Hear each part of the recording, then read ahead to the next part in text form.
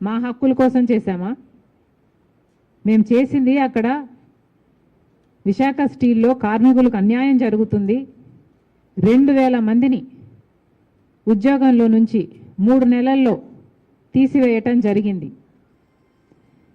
ఇది అన్యాయం అవునా కాదా అని ప్రశ్నించడం తప్ప.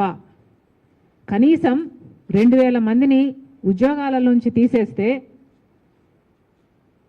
అది చంద్రబాబు గారి నోటీస్లోనైనా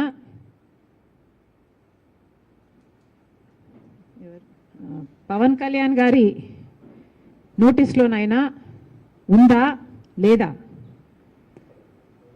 ఉంది అంటే మరి మీరు ఎందుకు స్పందించలేదు?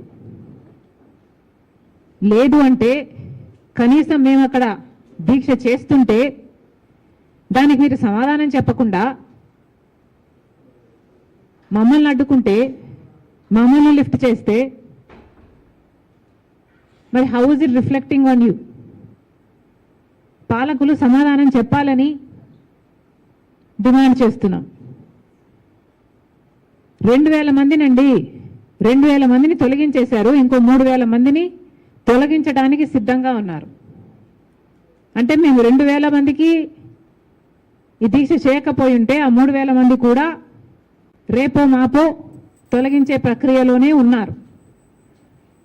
కనీసం ఇప్పటికైనా పాలకులు మేలుకోవాలని మేము దీక్ష చేయబోతే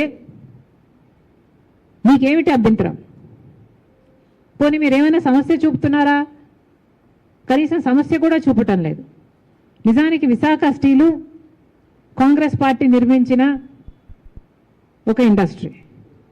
విశాఖ స్టీలు ఎప్పటిదో 1971లో ఇందిరాగాంధీ గారు దాని శంకుస్థాపన చేస్తే, ఆ తర్వాత రాజీవ్ గాంధీ గారు ప్రధానమంత్రి అయిన తర్వాత దానికి కావాల్సిన పూర్తి నిధులు ఇప్పించి ఆ ప్రాజెక్టును పూర్తి చేస్తే, ఆ తర్వాత వచ్చిన ప్రధానమంత్రి పివి నరసింహారావు గారు దాన్ని జాతికి అంకితం చేశారు. అంత గొప్ప ప్రాజెక్టు, స్టీల్ ఉత్పత్తిలో probably the best project in this country. At least it was until a particular period in time. మరి అలాంటిది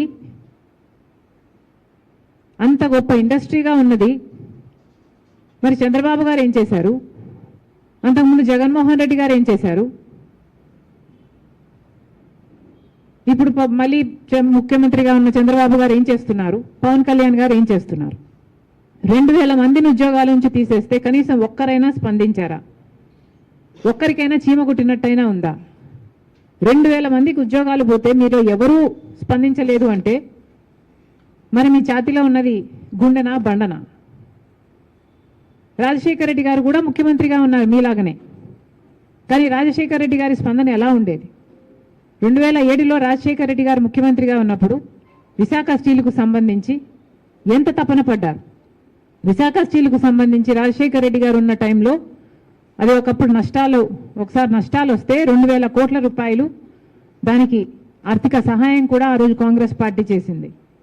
అంతేకాకుండా 4000 మందికి భూములు ఇచ్చిన వాళ్ళకి ఇంకా ఉద్యోగాలు రాలేదని 4000 మందికి రాజశేఖర రెడ్డి గారు ముఖ్యమంత్రిగా ఉద్యోగాలు ఇప్పించారు.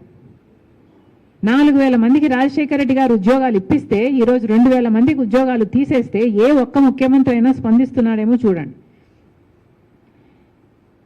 రాజశేఖర రెడ్డి గారు ముఖ్యమంత్రిగా ఉన్నప్పుడు దీనికి క్యాప్టివ్ మైన్ కావాలి అని ఒక మైన్ ఐడెంటిఫై చేసి ఒక ట్రైపార్టీ అగ్రిమెంట్ కూడా చేశారు.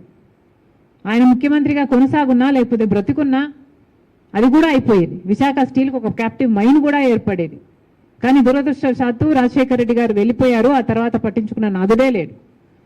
2014లో కాంగ్రెస్ పార్టీ అధికారం కోల్పోయింది, బీజేపీ పార్టీ అధికారంలోకి వచ్చింది.